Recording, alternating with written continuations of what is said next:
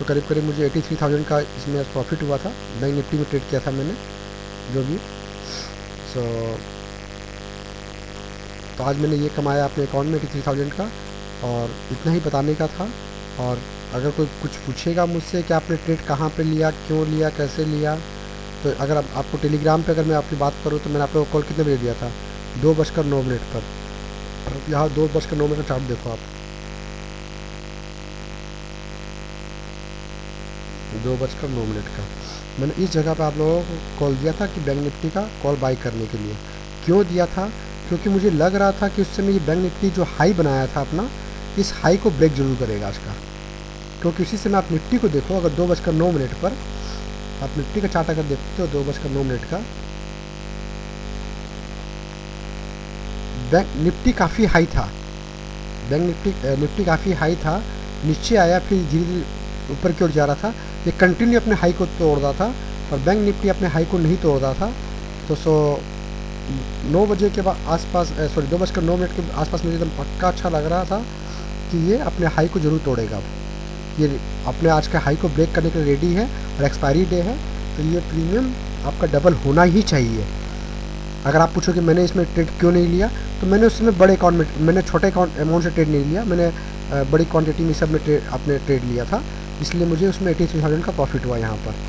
तो जनरली ये हो सकता है कि जो ट्रेड मैं आप लोगों को देता हूँ, सेम ट्रेड मैं अपने अकाउंट में भी करता हूँ। और अगर आप इसकी हो सकता है कि मैं स्ट्राइक प्राइस मेरा अलग हो, बट मैं कॉल में ही ट्रेड किया। ऐसा नहीं था कि मैं आज पुट खरीद लिया, ऐसा कुछ नहीं था। मैंने कॉल, आप देखो जितनी भी ट्रेड मेरी सब कॉल की ट्रेड है और सब बाई कॉल थी मेरी यहाँ पर। तो मैं थोड़ा सोच समझ के ही ट्रेड देता हूँ कि मुझे लगता है कि हाँ इसमें कम रिस्क हो, आपको पैसा अच्छा मिले। मैं चाहता ट्रेड मुझे यहाँ भी मिल रहा था, अगर आप देखोगे तो ट्रेड मुझे यहाँ मिल रहा था एक बार इस जगह के आसपास,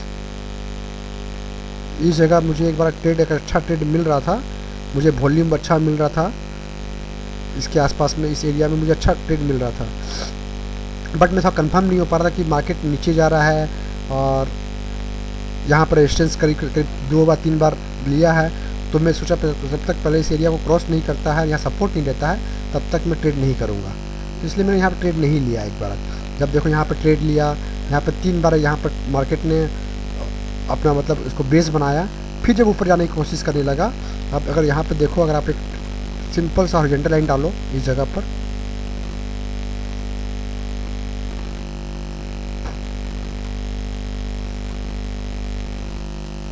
इस एरिया में अगर आप देखो, तो मैं देख रहा इस एरिया में अगर मार्केट एक बार ऊपर सस्टेंड करे, यहाँ रुके, तब देखो 3 बार मार्केट यहाँ पर रुका इस जगह पर। उसके बाद जब ये लो बनाया और ये 2 कैंडल ग्रीन बना दिया, 3 कैंडल, तब मुझे लगा कि नहीं, अब ये मार्केट ऊपर जाने के लिए तैयार है, ये नीचे नहीं आएगा।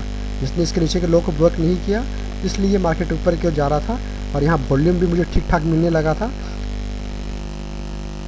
तो मुझे लगा कि नहीं ठीक है, तो ये मार्केट उसके बाद ऊपर ही गया। और एक्सपायरी मूव में बीच बीच में थोड़ा ऐसा होता है, अचानक से कैंडल नीचे आती है, फिर ऊपर जाती है, नीचे आती है, ऊपर आती है।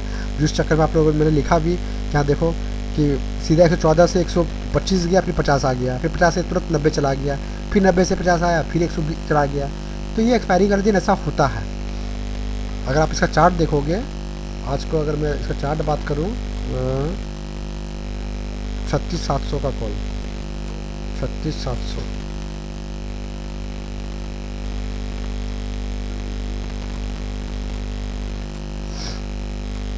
और 36,700 का कॉल अगर आप देखो कितना मूवमेंट हो रहा था उसके अंदर। 9 बज, मैंने आप लोगों को कितना बजे दिया देखो, 14:09 पर दिया। इसका भाव उसमें 44 रुपये चला गया था ऊपर, 53 रुपये हाई मारा उसी समय। उसके बाद नीचे आया 36, हमने 38 पे बाई किया। उसके बाद ये करीब करीब गया 132 रुपये का हाई लगा के आया 14:30 पर। उसके बाद वापस नीचे कितना आया, तुरंत 53 रुपये आ गया, फिर नीचे आया 40 रुपये, फिर ऊपर चला गया। तो ये एक्सपायरी के दिन ऐसा होते रहता है, तो थोड़ा सा एक्सपायरी के दिन मैनेज करना होता है। तो आप लोग फॉलो करो मुझे। थैंक यू, धन्यवाद।